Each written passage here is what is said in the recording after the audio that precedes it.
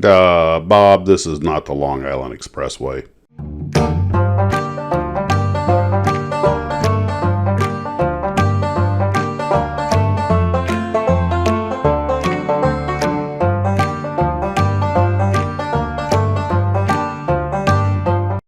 Well, hello, Glue Troopers, Max and Max's Models. I'm finally back home and got in about 3 a.m. this morning after a trip that did not go according to Hoyle. Ran 5 hours late, got my second day canceled, and the third day I flew back a couple hours late. So there you have it.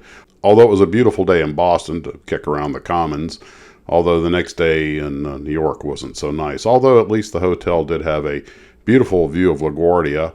And I know parking is tight in New York, but that's getting a little ridiculous. Yeah, they use that as a DJ stand. Anyway, not a beautiful day in New York, but it came, it went, and we finally got home. So, back to models. I just watched the first part of a multi-part documentary on Rex's hangar about the history of Donald Douglas and the Douglas Company. And it went into great detail about the Douglas World Cruisers first around the world. So I knew I had the Williams Brothers Douglas Cruisers, so I have dragged those off the shelf and put them in the stash to get started on. I didn't realize that all 4 airplanes come in this kit, not just one.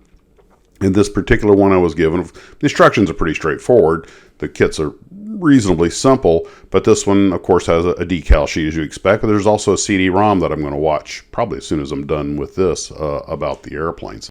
Other things I have to do today, find a stand for the Betty Bomber. That'll get that off the desk and make a little room.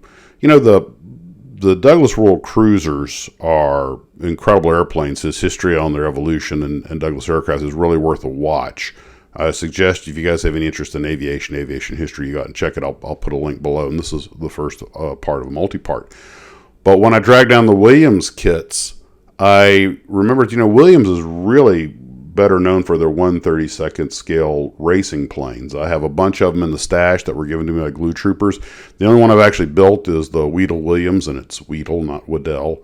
Williams Racer. I was going to do it in the Roscoe Turner paint scheme, but with that super fine black trim and everything, it was just a little more of a challenge than I could handle. So I went with the more basic paint scheme of Jimmy Weedle's personal plane.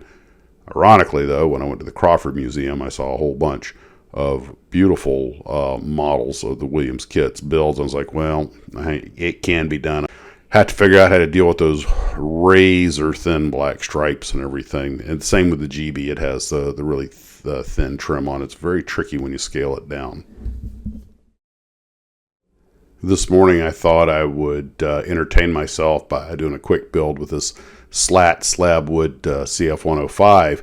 Unfortunately, the instructions were pretty vague and it left me with a lot of questions, and it took most of the morning to put this thing together, but there it is. I haven't put any glue on it yet. I'll probably go glue it down now. I'll probably paint it white and the radome black and then put some Canadian roundels on it and find a place to put it. Cool little thing, something fun to do in the morning. But it's all matched the numbers on the instructions, and that got a bit tedious. Well, anyway, it was still fun. Well, guys, that's where we're at right now. Live stream Saturday night. Pretty much all I got going on right now. We'll talk at you later, and as always, model on.